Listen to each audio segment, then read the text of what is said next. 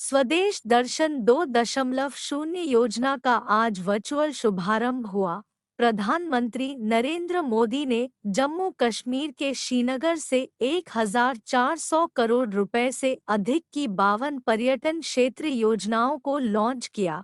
खास बात है कि मध्य प्रदेश के चित्रकूट के साथ ग्वालियर को इस योजना के तहत चुना गया है। ग्वालियर के स्मार्ट सिटी कंट्रोल रूम के बाहर भव्य कार्यक्रम का आयोजन हुआ, जिसमें ऊर्जा मंत्री प्रद्युमन सिंह तोमर, पूर्व मंत्री माया सिंह के साथ ही मध्य प्रदेश टूरिज्म विभाग के आला अधिकारी मौजूद रहे। ग्वालियर में स्वदेश दर्शन 2.0 योजना के प्रथम चरण में फूलबाग मोतीमहल क्षेत्र को फूलबाग हेरिटेज एक्सपीरियंस जोन के रूप में विकसित किया जाएगा।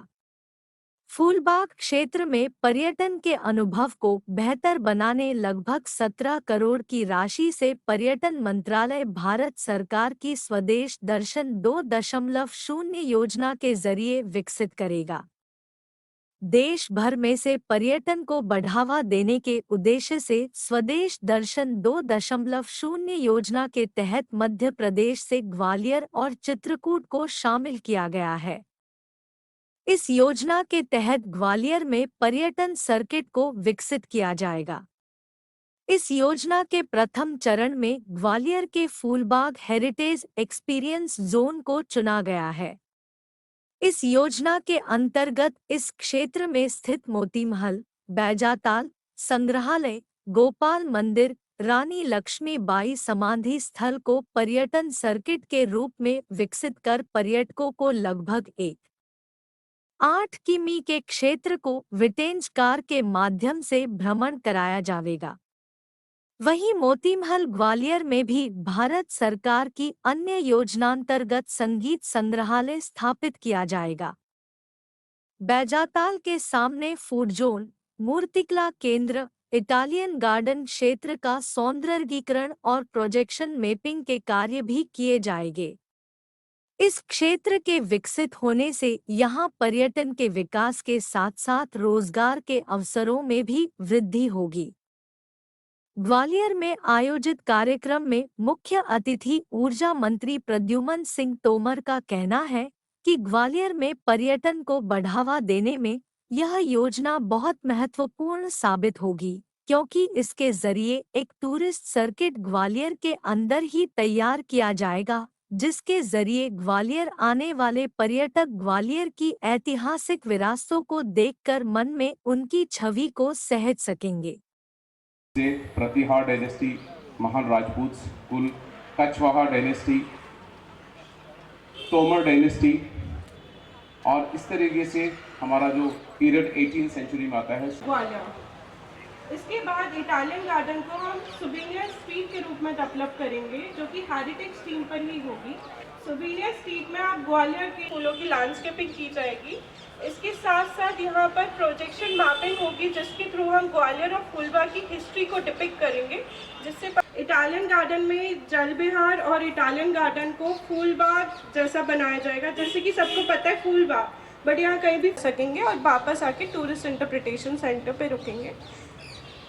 इस पूरी प्रोजेक्ट का हम आपको एक वॉक थ्रू दिखाना चाहते हैं, जिससे कि आपका इकोनॉमी को भी बूस्ट करना इंटरनेशनल लेवल पे।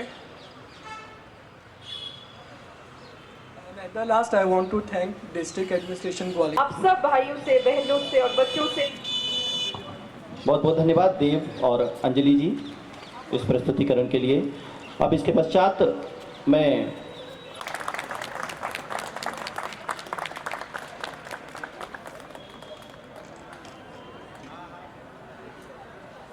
सुंदर भव्य कार्यक्रम में हमारे ग्वालियर का नाम भी जुड़ रहा है। मैं चाहूँगा एक बार सभी हमारे युवा तालियां बजा करके तो सभी को। और आज इस कार्यक्रम में मुझे एक छोटा सा संक्षिप्त परिचय ग्वालियर के रूप में देने के लिए मौका मिला है। मैं धन्यवाद देना चाहता हूँ।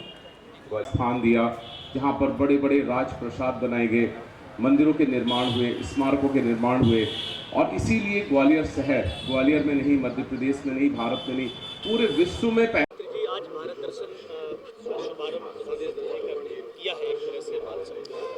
आज ग्वालियर को 17 करोड़ की लागत से स्वदेश में जो है आज 17 करोड़ की राशि से इस ग्वालियर का जो भव्यता है और 4 चांद लगाने का काम स्वदेशी दर्शन के पार्ट 2 का वन योजना के तहत यहाँ आज देश के यशस्वी प्रधानमंत्री माननीय नरेंद्र मोदी जी के कर कमलों द्वारा उसका भूमि पूजन हो रहा है और ग्वालियर पुनः भव्य है और 4 चांद लग रहे हैं। और पार्ट 2 में फिर किले का और किला क्षेत्र का हिस्सा जोड़ेगा और ग्वालियर भव्यता के साथ साथ पर्यटकों के लिए एक आकर्षण का केंद्र होगा पर्यटकों के लिए। करते हैं, एक सुझाव मैं देता हूं और आप ऑनलाइन भी करते हैं। सेंट्रल एशिया में जो हनी होता है उन देशों में हनी, क्योंकि वहां भी ये हिंदू कुश पर्वत है सारे, वहां भी हिमालय की तरह ही सारी पर्वतमालाएं हैं, वहां की हनी का एक प्रकार अलग है और मैं मानता हूं कि आप ऑनलाइन उसका स्टडी कीजिए। दूसरा, वे लोग अलग अलग टेस्ट के लिए अलग अलग फूलों के बीच में अपनी मधुमक्खी का पालन करते हैं, उसके कारण